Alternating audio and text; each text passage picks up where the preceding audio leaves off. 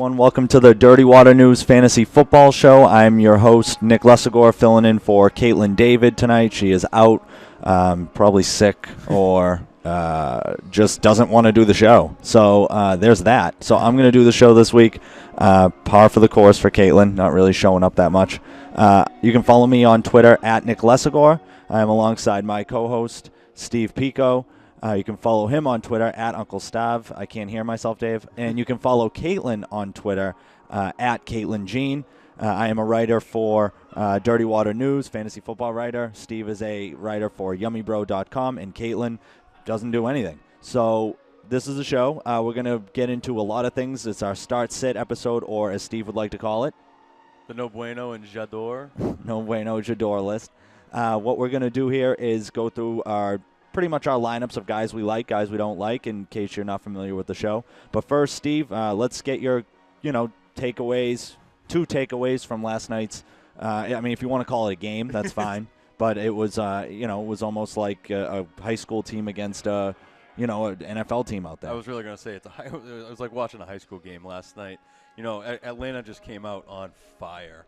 And I don't know if they have that kind of home field advantage that Seattle may have, but it kind of seems like that. Julio Jones comes out right out of the gate. Steven Jackson even looked good the first quarter, and then it was just kind of out of hand from there. Matt Ryan did his job, only had 3 incomplete passes the entire time.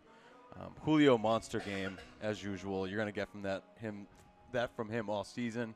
I really liked him and Matt Ryan out of this game.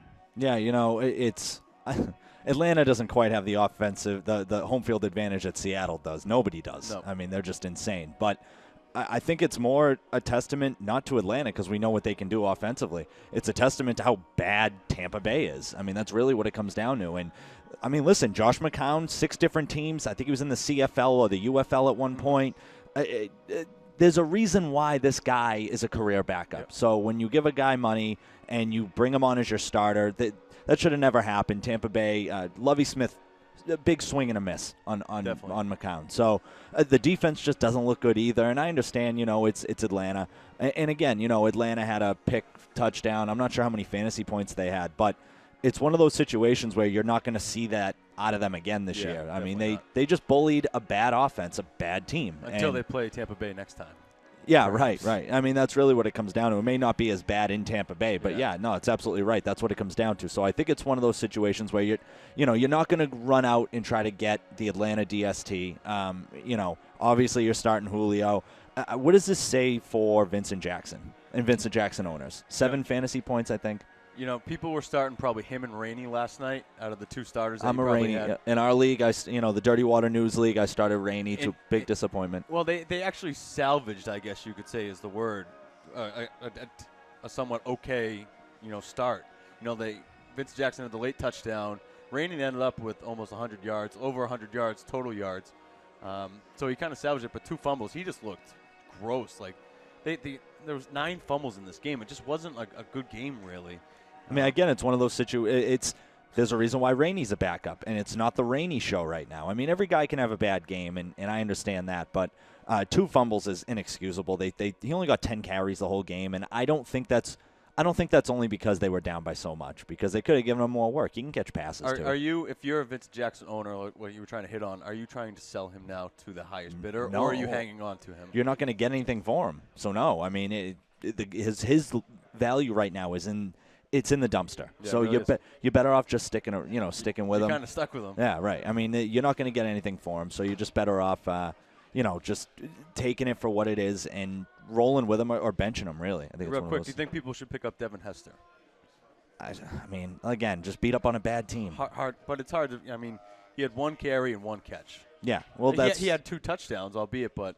I'm wondering if he's going to be a pickup in some leagues, just because of his. I'd rather Harry Douglas personally. I would too. I'm a Harry Douglas. I think you sort of sold me on Harry Douglas, and I mean, I on Twitter I said pick up Harry Douglas or start Harry Douglas if you can, and somebody immediately responded and said, let me correct this for you. You're like, last case scenario, and within 5 minutes. The game started, first touchdown, boom, to Harry Douglas. And he responded back, whoops, so it's Harry Douglas is going to see the ball. But it's only if Roddy White's out, so it's going to be one of those situations. So we're going to get into our J'adore list, and if we have time, we'll get to Katelyn's picks, who are, she always has the worst picks of the three of us. Katelyn wanted us to mention for her that she's in first place in her other league. Okay. She's in last place in our league. I told her I would say it, and yeah. we gave her 2 pretty bad beatings so far this year. So it's like we didn't set it up this way, that it was me, then you, that she had to play. It just perfectly. Worked out that way. And she's probably going to lose again this week. There's a good chance she may go over the first time in fantasy football, like a serious fantasy footballer. But all kidding aside, our J'adore list, if you'd like to start. Yeah, sure. I'm going to go with Cam Newton this week as my quarterback. I love Cam Newton, especially when he has primetime games. I'm not talking Thursday night games because I don't consider those primetime, even though they are.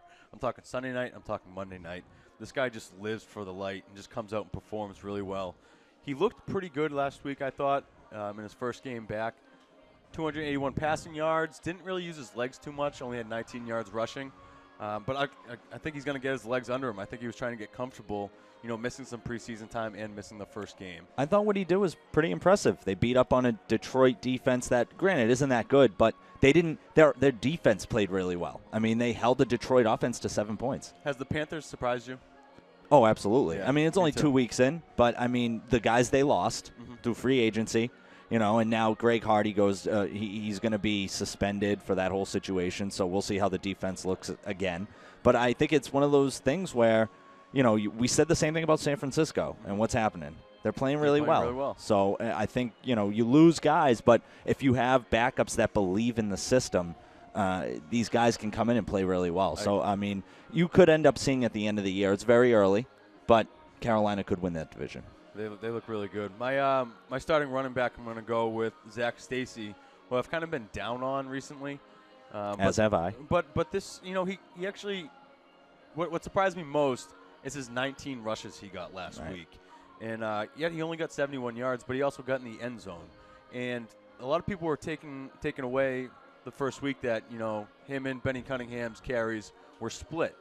Well, this week he gets 19, Benny Cunningham gets 6. So it's back to, Zach Stacy's role as that running back. Tough offense.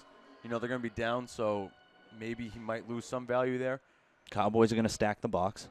But I still think he can do well, and he's going to get the goal line carries, I think, going forward. I'm not even really worried about the goal line carries. I'm not sure if they can get to the goal line. I don't know if the offense can get them there. With Austin Davis running. It's, in terms of Zach Stacy, I'm not worried about him in – like I said, I'm worried about them getting to the goal line. But he can still get points in between the 20s, in between the 10s. So I'm not really worried about that. Zach Stacy's playing a bad Cowboys defense. Yep. That's what it comes down to. So, if you weren't starting him already, you'd have to have a really stacked team to bench the guy. You're starting him now. And he's proved to have good games against good defenses. So there's no reason why he can't do it against bad defenses. He lights up San Francisco, Arizona. He's had good games against them. So no reason why he can't do it to a bad Cowboys defense. I agree. And we're going to go second running back. We're going to go Joik Bell. Now, this is a little favored to Reggie Bush to start the season, but now it's kind of turning into that Joik Bell role. And now if you got Joik Bell later on in the draft, hats off to you because you did your homework. It was reported that he's going to kind of take all these rushes with the new system with Linehan out. And that's what's kind of formed into here. Bell's getting all the rushes, and he's getting more targets. He had 8 carries last week. Reggie Bush had 6 carries. He had 11 targets to Reggie Bush's 3 targets. It's a timeshare. That's what it's going to be. And I had this conversation with a fantasy football fan before the season started, and I said, don't be surprised if it's a Joik Bell, Reggie Bush timeshare, and if at some point during the season Joik Bell takes over completely, and whether by Reggie Bush injury or he's just inadequate, like he just can't do it. And he completely poo-pooed the idea and was like, there's no way. They love Reggie Bush. Yeah, they like Reggie Bush, but they also like spreading the ball. They also like two-back systems. They also like guys that can do it all, and they love Joik Bell. I think there's one person in every league who reached up to get Reggie Bush. They were like, I'm going to take him, maybe low second. I think it's just that one person in every league that is a Reggie Bush, believer. He's not a true RB1. That's the problem. I don't even think he's an RB2 actually going forward until we kind of see more from him. Yeah, he's a low-end RB2 for me, but I'm I'm on the same track as you. It's for people that drafted Joyke Bell, they're sitting pretty right now because he's likely a bench guy. In 10-team leagues anyway, he's a bench guy right now. And you have one of the better running backs in a timeshare situation. I think I would take Joyke Bell over Spiller and Fred Jackson. I would take Joyke Bell over Vereen and Ridley. Mm-hmm. Any timeshare situation, I like Joyke Bell most right now more than most of those guys. I think we're on the same page with that. And actually kind of surprised here. I'm going rookie, Sammy Watkins. I usually don't like the rookie, and you and I have touched on the rookie and the success in their first year. He had 8 catches last week for 117 yards. E.J. Manuel completed 16 passes last week. Half of that obviously being Sammy Watkins. So they're trying to get him the ball. And, I mean, they drafted him really high. They traded up to get him. That's what you kind of want to do, force the ball and put it in his hands. Right. And I think he's actually a good enough playmaker, to miss some tackles and, score. I mean, I like it. They're going to keep feeding them the ball, like you said, and it's fascinating to me to see what Miami does on the road to what they do at home. They limited Tom Brady to 250 yards and a touchdown. Mm-hmm. Well, they gave up pretty much, 80 yards and a touchdown to Sammy Watkins. So, he's going to get the ball. He's their biggest playmaker there, other than maybe C.J. Spiller. And even that, I've really, and I think the Bills brass has soured on him a little bit. Yeah. So, including me. So I think, they want to they traded to get Sammy Watkins. They want to get him involved. He's on here strictly because I think he's going to get the targets. I think he's actually good enough to bring it in and give you a good week this week. I mean, the Chargers, their defense is it's feast or famine. Yeah. It's very off and on. And I have them, right in the middle of the pack. They could be up a little bit. They can be down a little bit some weeks. So, I mean, there's no reason why he shouldn't get the same amount of targets this week, I think. Is starting Sammy Watkins this week more of a gamble or not? Definitely a gamble. Okay. Yeah, because, I mean, you saw his first week where he didn't do anything, but then last week he had a monster week. So, I mean, you really don't know which Sammy Watkins you're going to get.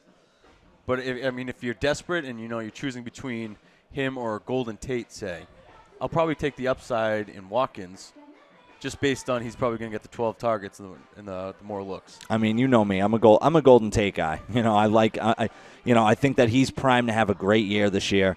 You're talking about a Lions team that's playing one of the more inept passing defenses in Green Bay this week. So I think Golden Tate is primed to have a great game this week. So I'm a Golden Tate guy myself, but I understand you sort of.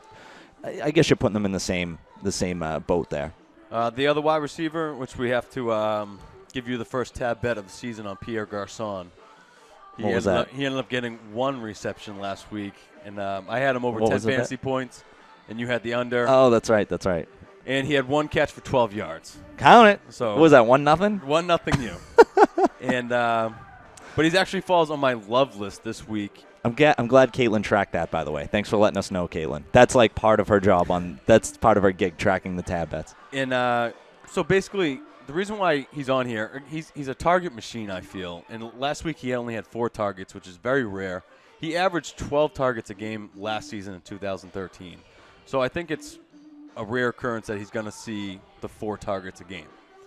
I love him. I've been a known Pierre Garçon lover. It was just that 1 week I didn't like it. And what do you think this does for his value with Kirk Cousins in there now? Well, I was going to mention that I think it actually brings his value up a little bit. He had 3 games last year with Kirk Cousins, averaged 8 catches and 109 yards. Like that's pretty beastly games right there. He had 2 touchdowns in those games as well, and he's also not a touchdown. Like he doesn't catch a lot of touchdowns. That's not what he's known for. He's known for a lot of receptions and a high amount of yards. So I think Cousins makes him better. I do too. Tight end, I'm going to go Jared Cook. Jared Cook on the J'adore list. On the J'adore list. It's because he's playing the Cowboys. Okay. I mentioned Delaney Walker last week. He went in and had 142 yards. It's a good thing we didn't tab bet on that because I would have lost that one. 10 catches, 142 yards, and a touchdown. I mean, I was surprised he had that great of a game. The Cowboys just obviously struggle at covering this position called tight end. Like I think they just forget about it all week. Don't plan for it, and then they're just like, oh, we got to cover this guy. Vernon Davis had 2 touchdowns the first week. Walker torched him last week. I'm not high on Jared Cook. Right, but I'm going to ride that huge hole in the Cowboys' defense. If you are 0-2 right now, like someone we know that does the show with us in a league, and you want and you're looking for a home run hit, I completely understand this move. It's just one of those things that, if you're a Jordan Cameron owner, if you're a Vernon Davis owner, if you're staring down, a matchup with Julius Thomas at Seattle and you don't feel comfortable about it, I understand the move. And finally, for my defense, I'm going to go with Colts because they're playing the Jaguars. The Jaguars, who are, highly questionable at a lot of positions going into this week. Toby Gerhardt's come back to now being probable, but you're looking at Alan Hearns is questionable. Shorts is, he's been injured. Well, we'll get to preview of what's coming, but yeah, I actually picked up the Colts and this week just because they're facing the Jags and they have actually a decent schedule the next couple weeks. They're coming off Denver and Philly, just two very tough defensive games. Okay. So going against the Jaguars team this week, I'm looking for them, to kind of put their foot down and try to have a good week. For them to bounce back, they needed to have been good to begin with. So I actually don't think the Colts have that many good players on their defense. I don't either, and you'll know with my J'adore list. Now it's my turn. Tom Brady, for the umpteenth time, is in my love list. Listen, the guy's got to turn it on at some point. He's not one of the best to ever do it for no reason, and he was great in fantasy. So for people that say, for the doubters that say it doesn't necessarily always correlate into fantasy, I agree with that. But he's always been great in fantasy as well. So, like I said, he's got to bounce back. If he can't do it this Sunday, is he droppable? No. I'm going to go with yes. If he can't do it this Sunday, if he can't get me at least 20 points. Now, listen, if he throws for two or more touchdowns and only gets you 12 to 14 points, then you keep him. But it's one of those things where he should be torching them this week. I mean, it should be 3-4 touchdowns, 400 yards, 350 yards. No, two-part question here. I would hold on to him, one, because I don't think Gronk's back fully yet. So I would like to see Tom Brady and Gronk, together, 100% healthy. I can understand and two, who would you be dropping him for? I think that's the major question going in. I mean, Colin Kaepernick just got dropped in my 10-team league. I'll throw a couple names out. Kaepernick, Cousins, or even a guy like Geno Smith. Yeah, I mean, I would do it for Kaepernick. But that's not right now. I want to see how he plays this week. If he puts up another dud, then I would drop him for Kaepernick. I would drop him for Cam Newton if Newton's on the waiver wire. I would drop him for Romo. I have a friend who's a big fan of the show. We've had him on last year, and he is thinking about dropping Romo in his 12-team league, and I told him not to do it. Don't do it. So I like those guys more than Brady if Brady can't turn it on. And he's through 2 weeks he's only got 2 touchdowns, so that number's got to go up. Yep. Toby Gerhardt is on my J'adore list. Again, same boat as Tom Brady. He's got to turn it on at some point. If he can't do it this week, do you drop him? He's definitely in that. I get a lot of guys like this. Yeah. But like you said, a lot of people drafted this guy, pretty high, 4th or 5th round. 5th round, I think, for me. And 5th or 6th round. You're just really disappointed at what you've seen so far out of him. Yeah. And well, he's droppable in all leagues to me if he can't do it against the Colts. So, again, another guy. I may be dropping a lot of guys that I drafted this week if they can't turn it on. Only 25 carries for 50 yards so far this season. So he hasn't been getting a ton of opportunity, but he should be making the most with his opportunity. Sure. And I don't buy the bum ankle theory that he's got an injury and he's not playing well, because right now Andre Ellington's turning it on for that team. And he's not putting up 20 fantasy points a week, but he's averaging over 4 yards a carry. And he's getting the work, 18 carries. He's doing enough, to keep fantasy owners in the game. I think he had 10 fantasy points last week. So Darren Sproles, Philadelphia running back, they're at home playing Washington. And to me, with the work they're giving him, it's surprising to me that he's playing so well. He's doing a lot with the little work. And to me, this week against Washington, they're going to be getting both running backs. This isn't a 2-week fad. They're going to continue to get both running backs involved, especially as long as they keep winning. It's a winning formula. They're going to keep doing it. It's I've been asking this question, to my fantasy football circle, I guess. If you're redrafting, where are you drafting Darren Sproles right now? I mean, in a standard league, he's got to jump up at least 3 or 4 rounds. In PPR? In PPR, even higher, yeah. 2nd round? Yeah, 3rd round maybe. I mean, it's just the only thing that worries me why I put him in the third round in a 10 or 12 team league is that you don't know what output he's going to get from week to week. But the minute McCoy goes down, if he goes down, oh boy. I mean, a guy in that offense. Is Sproles a must start going forward at this point? It depends on who you have, but I think he's right there. At least flex consideration every single week for sure. Yeah. At the very least, you got to throw him in your flex. My wide receivers, Marcus Wheaton and Cecil Shorts. We'll start with Wheaton, playing a tough Carolina defense, but it's prime time, and all the good players step up when the glitz and glamour, the lights are out. He's got some Cam Newton fever. And I think that, well, you know what? I think that he's gained the trust. I read an article on Steelers.com. He's gained the trust of Big Ben. Big Ben's looking to him. He's got he's second receptions on the team behind Brown. So I think that they're going to get him involved, and I think Brown is going to be blanketed, for lack of a better term. It's going to be tough for Antonio Brown to come out of this game with some fantasy points. Would it surprise me if he had 2 touchdowns? Absolutely not. The guy's a supreme talent. Yeah.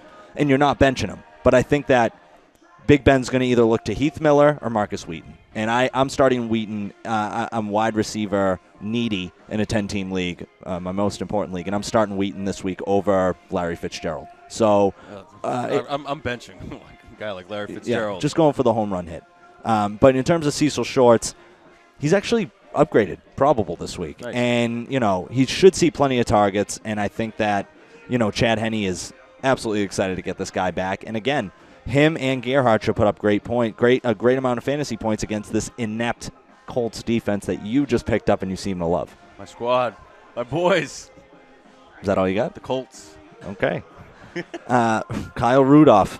He tough week last week against the Patriots defense, who, again, is one of the top defenses in the league. So in terms of fantasy, they showed it last week. So you gotta sort of give it a mulligan, throw it up to it was a weird week, I think that the Vikings are going to be down by a lot of points and they're going to be throwing a lot. Yep. And that bodes well for Rudolph. I'm still a believer in Rudolph. I'm still a believer in this Norv Turner system for him and both Cordero Patterson, who some people might be thinking this week, like you just mentioned, man, they looked really bad this week.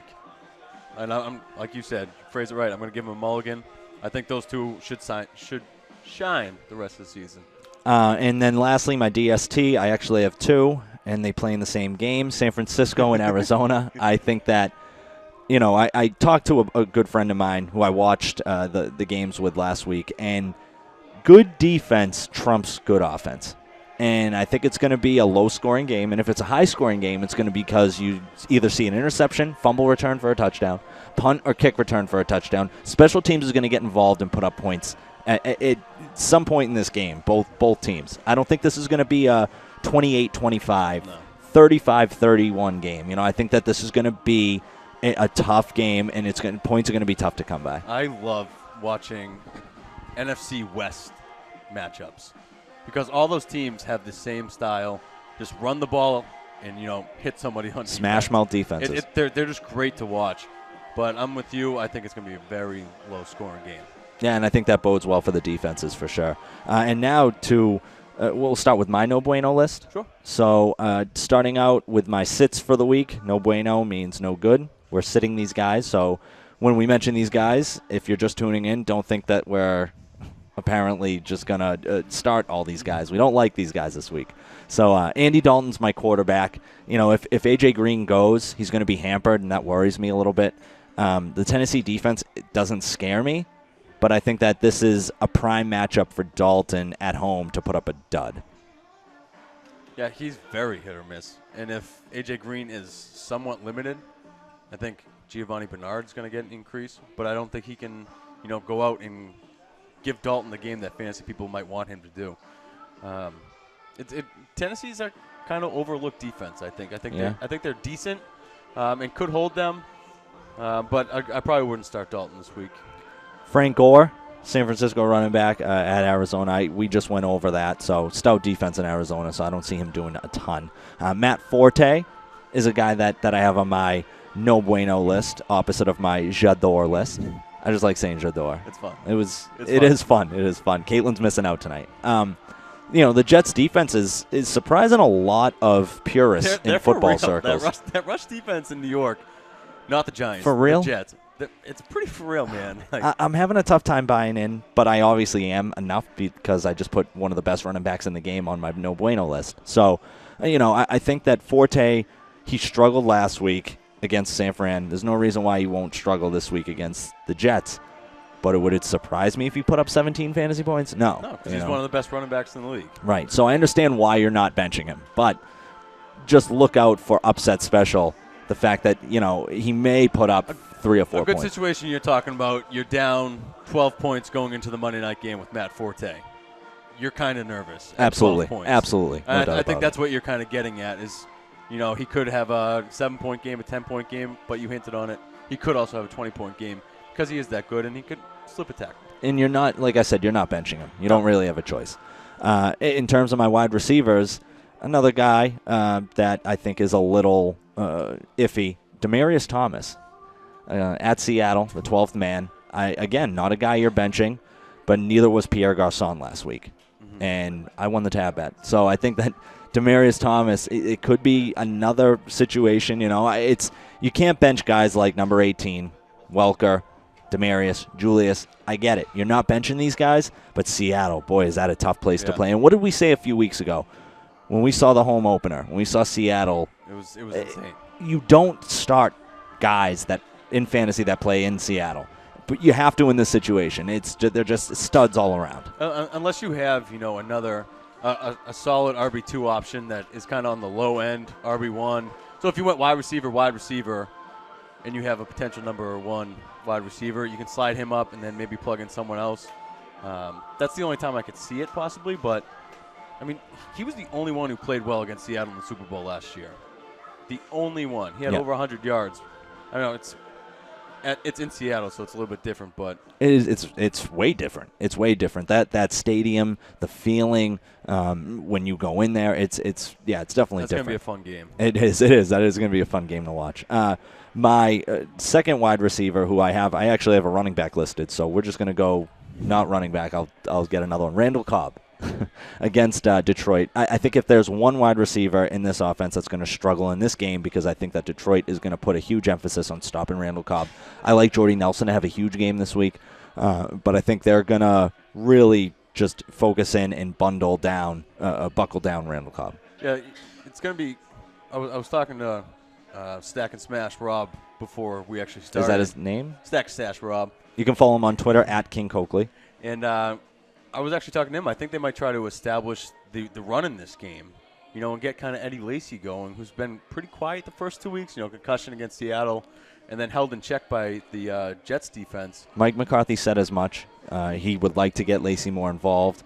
He said something to the effect of he apologized for not getting him more involved the past few weeks, so it wouldn't surprise me. Two very tough matchups that you ended up, playing huck and chuck football.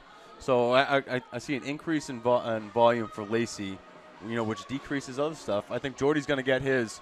You might be right on the head, hitting the nail on the head with Cobb. After this week, I'm a Jordy Nelson believer. For years, I haven't really cared for him, and I'm starting to jump on the train. Yeah, and you said it, and really everyone said it. It's not new news. I wasn't a big Jordy Nelson guy, but he is a playmaker. This guy can make some plays. He's been on that fence, the teetering fence where is he an elite wide receiver 1, or is he just kind of a low end wide receiver 1 or high 2? He's there. Yeah. My mic just went off. Thank you. And you're back. All right. How about we not screw around with the knobs? Antonio Gates. Now I'm too loud. It's all right. Fair enough. He's just an intern, people. What are you going to do? We're not perfect here on Dirty Water News. Can you hear me? Yes, I can hear you. All right, great. Antonio Gates is my tight end. Last week to me isn't going to happen again. That's really an aberration above anything. And I'm down again. Though I like him, I said, we said before the season started, turn me up a little bit, Dave. Turn me up a little bit. Turn me up a little bit. Ignoring me. Okay. Thank you. We said that last. I'm off. All right. We said last week, a few weeks ago, before the season started, we had been talking about how Antonio Gates is the number 1 there, and we don't understand the hype behind Ladarius Green. So this isn't going to be a Ladarius Green game, but this also isn't going to be an Antonio Gates game. Your thoughts? Yeah, perfect. I can't hear you. I'm completely out. There I am, and I'm back. Gates. How about we just stop messing around with the knobs? That'd be great. No, I mean, it was fine before. Gates is the kind of tight end that people are selling hard this week because he just had such a monster game. If you can get something for RB1, I'd go for it. I'm with you. Gates, this game doesn't change anything to me. He's still in the lower part of starting tight end in fantasy football to me. And if you have someone who's better than him, I'm going to start him because if you have Antonio Gates, you probably have someone else who's ranked higher before in the season. So like a Jordan Cameron, you match him up with Gates later on. Someone offered me Antonio Gates for Randall Cobb this week and was upset that I didn't take it. Well, of course they are because they're trying to sell him high. So and I'm just sitting there. I was like I'm not buying this. I know what you're trying to do because I would try to do the same thing. But you do a show. I probably wouldn't reach for like a Randall Cobb. I would maybe go for start around Emmanuel Sanders level. Right. Like I wouldn't just go up for far more like a top 5 wide receiver in PPR leagues. Right. But it was still funny. And that's what people are trying to do because they saw his huge game last week, but they don't want him. Right. Like I just don't think a lot of people are confident Antonio Gates is a tight end 1 going forward. And I'm not this week. The St. Louis Rams DST. This for the collective Tony Romo owners. Take a big sigh of relief. This is where he bounces back in this game. He's going to have 20 fantasy points. He's going to be slinging the ball. DeMarco Murray's going to get involved. Everybody relax. All this Tony Romo, everyone worried about Tony Romo. Let's calm down. This is where you're going to see him have a big game. Yeah. And if somehow if you start him and I get the tweet saying you screwed me. He didn't have a good game, then drop him because if he can't do it against the Rams, he can't do it against anybody. So I think that team injuries on St. Louis's defense, combined with the Cowboys, how great their offense can be. This is a perfect matchup for Tony Romo to go off. I'm going to roll right into my no bueno list because I also have the Rams defense in there. They lose Chris Long, who was, the other end to go with Robert Quinn that gave him that real dynamic pass rush. So now all they have to do is just lean over to Robert Quinn's side. And what have you seen? You've seen 1 sack so far in 2 games for the Rams. Also for the Rams, I kind of mentioned this on the show. I was really high on the Rams. You knew that. Friends of the show knew that. I knew it. And I said Bulger going. Bulger. Bulger. I always say Bulger. Bulger. Instead of Bradford. Bradford going down was a huge hit for this defense.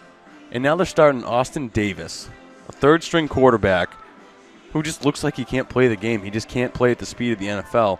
That's going to affect them. They're not going to be able to move the ball, giving the other team good field position. It just really hurts them as a defense. That may be a 49-0 at the half situation. I dropped them for the Colts this week in my big league. You're going to be streaming defenses all year then, basically, unless you trade for one. Yeah. Basically, and I've come and I've accepted that because I went all in on the Rams. I really did, and I'm going to kind of go back up this week. I'm going to start defense and go up. My tight end is Dennis Pitta. And that just hurts to put him on this list because I was so high on him, so high. But then Gary Kubiak decides to come, and Owen Daniels follows, and there goes his red zone. I disagree. I think it was a 1-week thing. Expect Dennis Pitta to get more involved. He's one of the focal points of that offense. Understand something. The offensive coordinator, Kubiak, isn't out there throwing the ball. Okay? Joe Flacco is. And when Joe Flacco sees that number, he sees Dennis Pitta in the end zone, he's going to find him. I think it was a 1-week situation. The only thing that scared me is Pitta on the 2 of Daniel's touchdowns wasn't outrunning routes. He was in blocking, which kind of scared me. Like, that was Pitta's role last year. The other tight end, I don't know if it was Dickerson Ed Dixon. And Dallas Clark. They kept switching off in the blocking role, and Pitta got a little more involved in that, end zone. A guy with his talent, would it surprise you if it was a case where they switched him in and out from blocking to receiving? I'm still keeping Pitta because I think he is a top 5 tight end because he's going to get those targets the entire way down the field. I'm a little scared of his red zone value. I was a little more high on it to begin the year than I am now. So that's Pitta for you, folks. And wide receivers, I'm going to stick to that San Fran game that you kind of mentioned earlier. Michael Crabtree. Okay. I think he's actually a wide receiver too. Not this week because he's matched up against Patrick Peterson. He's just kind of one of those guys that he's a better athlete than the guy he's facing. So it's going to be very tough, I think, for Crabtree to get open this week. And you saw what happens when a cornerback can get into Crabtree's head. He kind of just checks out of the game. So you mentioned Frank Gore. He's actually on my list too. I think it's going to be a huge Anquan Boldin week. Possession, checking down to him, and then I think Kaepernick's going to have to use his legs in that game. But I'm with you. That's a very low-scoring game to me. So I'm out on Crabtree this week. Wide receiver, Torrey Smith. Can you please just touch on this guy? I mean, I have him in my 10-team league. He's droppable. I have, this show isn't live, so I can say it. I have a waiver claim out right now, and I'm dropping Torrey Smith to pick up Cecil Shorts. Again, wide receiver needy. I don't have time to be dealing with a guy that's so feast or famine and who's so far more famine than feast. Mm-hmm. And he's a guy that's, I don't think he's an invert. I think he's being phased out of. I'm sorry. I don't think he's being phased out of the offense. What I think is happening is that Flacco is going short before he looks long, and I think that to a degree, Torrey Smith is a one-trick pony. Just deep threat. Just a deep threat. He's not being used in that Andre Johnson role. He's not as talented as Andre Johnson. He's not. That's the problem. I was very high on Torrey Smith going into the year, thinking he would fit well in that system. Flacco said something to the degree of last week. I see Torrey Smith as a 100 reception guy. Well, I don't. Well, he better step it up. Yeah. He has to have 96 catches in the next 14 games. That's right. 10-team league, I can definitely see him being droppable. 12-team league, I have no problem stashing him on my bench because he's probably better than, the remaining wide receivers out there. And maybe he can find it. I don't know. But I'm not believing in Flacco, which means I'm not believing in Torrey Smith going forward. If there's a Smith you want on the Ravens, it's Steve Smith Sr. I tried to waiver time came earlier this week. I lost out on Steve Smith. I can't believe I'm saying that because I've been so down on him. I mean, we both were. I don't think Flacco makes him. I think he's more of the Andre Johnson role for the Baltimore Ravens. He's an Andre Johnson in the slot is what he is. Not as talented again. A little bit older. And running back, we're going to go right up to it. We're going to go Kerry Robinson. He's getting a lot of hype this week. Mark Ingram's out, breaks his hand. He's going to be out for a month.